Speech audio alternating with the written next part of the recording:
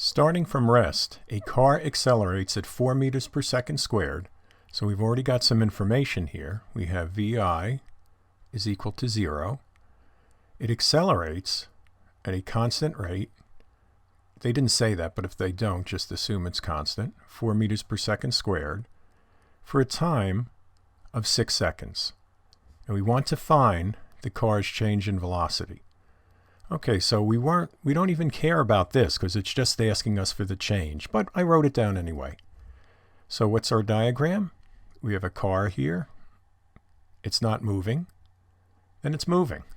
And it accelerates at 4 meters per second squared for a time of 6 seconds. So we're going to use our acceleration equation again. Change in velocity over time. Now this time we have to manipulate it, right? Because we're looking for the change in velocity.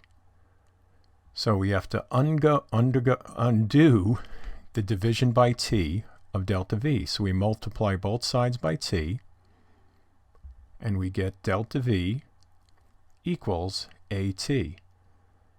And what I did here is after I multiplied through by t, I just switched the left and right sides. That's okay. So the change in velocity will be our acceleration, which is 4 meters per second squared, times the time, which is 6 seconds. So that's going to give us 24 meters per second. So our change in velocity is 24 meters per second. So a couple things here. One, I mentioned we didn't need to know the initial velocity. That's true. Even if we had initial velocity of, let's say, 10 meters per second, all we're asking is the change.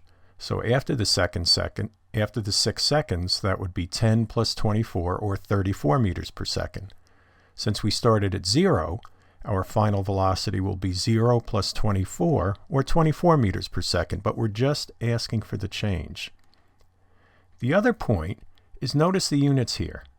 We have meters per second squared times seconds. Seconds cancel out with one of the seconds in the denominator, and we get meters per second then 2, which is a good indication that we use the right equation. So 24 meters per second, D.